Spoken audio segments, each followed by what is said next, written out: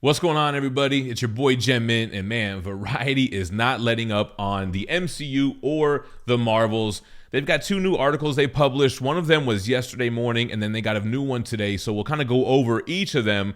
And I'm not here to bash the Marvels. I personally didn't go see it. I felt like it was my duty to let the studios know, listen, we're not going to just show up for anything you put out. You got to put some thought into it. You got to make movies that people actually want to see, not make movies that you want people to see. So, you know what? I'm not going to bash it. I didn't see it, but let's take a look at these two articles because it kind of paints a picture.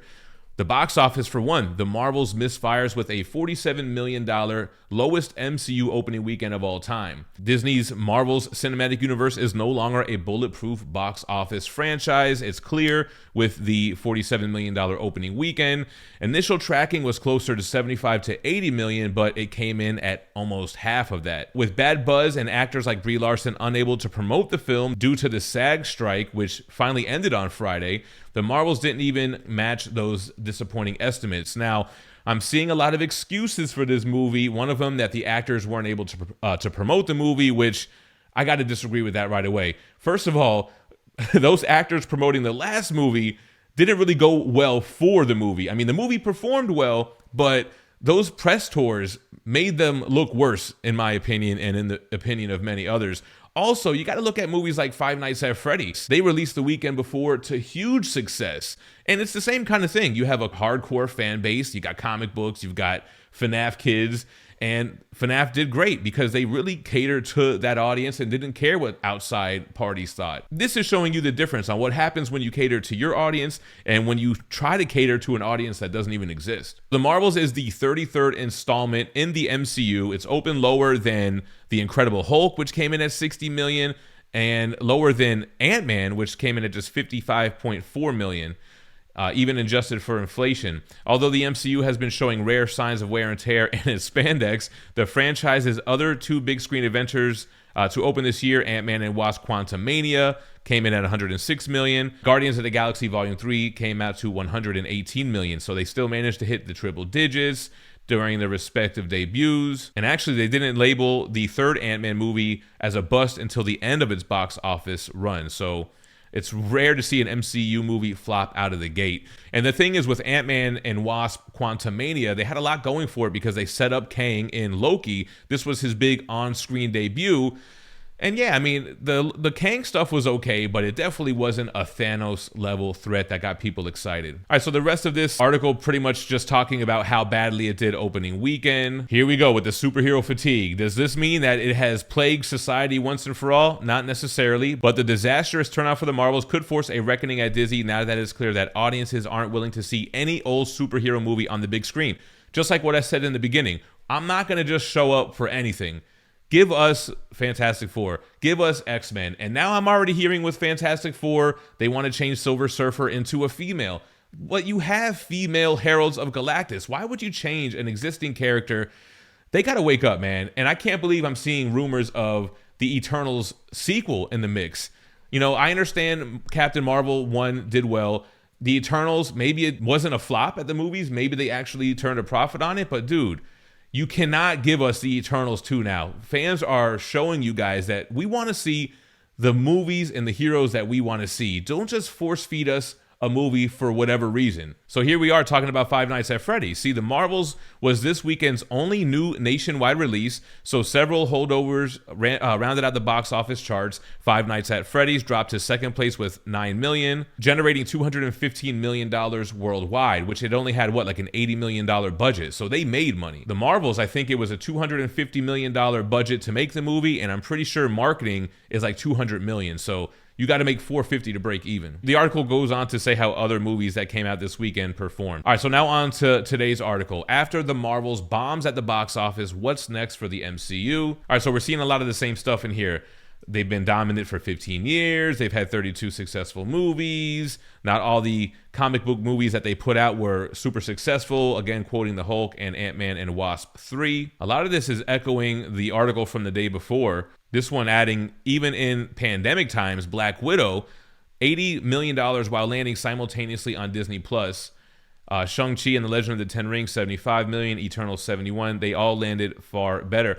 I was waiting to see what people were saying about Black Widow because that one came out at the worst possible time, and it did come out dual theaters and streaming. Plus, the movie should have come out way sooner. They shouldn't have dropped that movie after she already died in the main continuity, but that's another problem altogether. So here goes back to the excuse of the actors like Brie Larson and co-stars Tanoia Paris and Iman Vellani were unable to promote the film due to the SAG strike, but analysts believe that may have cut off only a few million in initial ticket sales. It doesn't explain a $100 million difference from the first film. I think that's an excuse. I think that, we've shown that other movies perform just fine without that promotion. And again, Brie Larson's press tour for Captain Marvel 1, they're lucky they still hit $1 billion. I mean, it was sandwiched between the two biggest MCU movies of all time with Infinity War and Endgame, and we were made to think that this was a super important movie to watch leading into Endgame, which it really wasn't. I mean, she was only in that movie for like 5 minutes. I think that was more of a bait and switch, and it was at a time where we felt like we had to watch every single movie to get the whole story.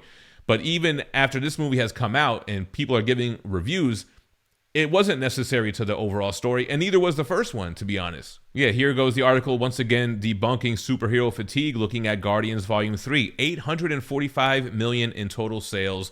Across the Spider-Verse, 690 million. The Batman, 770, and I get it. There was no actor strike during those times, but still, this actor strike is not what caused people to sit this movie out. Everybody knew this movie was coming out. From the jump, everybody said nobody wants this. It went from Captain Marvel 2 to the Marvels, 3 unpopular characters, especially when it comes to like the core comic book audience, if we're being real. Spider-Man's No Way Home, 1.9 billion.